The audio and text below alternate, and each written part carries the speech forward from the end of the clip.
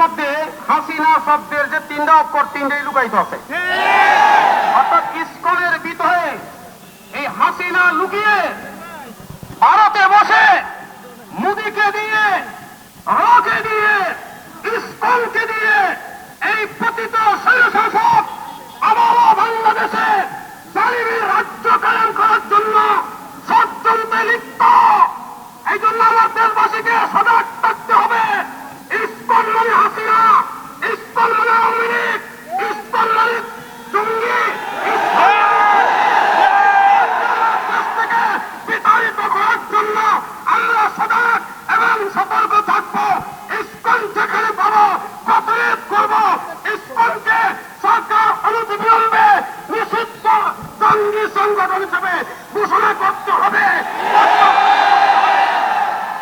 সংগঠন ইসকনের সন্ত্রাসের দ্বারা আমার ভাই সাইফুল ইসলাম আলিফকে হত্যা করেছে। শুধু হত্যা করে ক্ষান্ত হয় নাই, মুসলমানদের সর্বোচ্চ ধর্মীয় প্রতিষ্ঠান মসজিদের উপর হামলা করেছে। সেই হামলা করার পরে কোন মুসলমান ঘরে বসে থাকতে পারে না। স্পষ্ট ভাষায় বলতে চাই, অতীতের সকল ইতিহাসের মধ্যে বাংলাদেশে হিন্দু ভাইরা সর্বোচ্চ আরামে রয়েছে। আমেরিকায় গতকালকে প্রতিবেদনে উল্লেখ করেছে বাংলাদেশের 70% মানুষ ভোট দিয়েছে। বর্তমান অবস্থায় সবচেয়ে নিরাপদে হিন্দু ভাইরা অবস্থান করছে। অতএব আওয়ামী সরকারকে বলতে চাই, তুমি মোদির কোলে বসে ইসকনকে দিয়ে যতই ষড়যন্ত্র করো, কোন ষড়যন্ত্রে কাজ হবে না। ঐক্যবদ্ধ 5ই আগস্টের পরে ঐক্যবদ্ধ হয়েছি, ঐক্যবদ্ধ থাকবো। তোমাদেরকে এই দেশে আর কোনদিন আসতে দেওয়া হবে না, হবে না। হিন্দু মুসলমানদের ভিতরে দাঙ্গা লাগানোর জন্য চেষ্টা করছে। আমরা কোন অবস্থাতেই এই অবস্থা আমরা করতে দেব না। আমরা আগেও বলেছি, ইসকন একটি সন্ত্রাসী সংগঠন, ইসকনকে নিষিদ্ধ করতে হবে।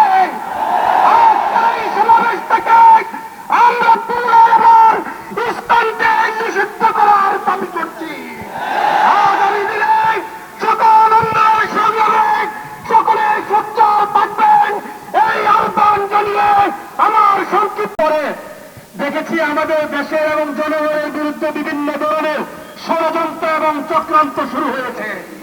সেই ষড়যন্ত্র এবং চক্রান্তের প্রেক্ষিতে চিটাগাংয়ের শহীদ আরিফকে শহীদ বরণ করা হয়েছে এবং আমরা দেখতে পাচ্ছি বিগত পলাতক প্রধানমন্ত্রীর বিবৃতি এবং এক দিক থেকে চিন্ময় প্রকাশের মুক্তি চাওয়া একই সূত্রে গাথা।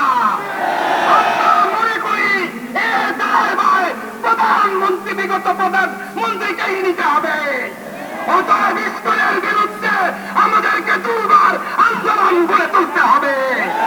তবে আমাদের কথা পরিষ্কার, আমরা সাম্প্রদায়িক সম্প্রীতিতে বিশ্বাসী। যারা সাম্প্রদায়িক সম্প্রীতি নষ্ট করার অপচেষ্টা করবে, হেফাজতে ইসলাম তাদের বিপক্ষে অবস্থান গ্রহণ করবে।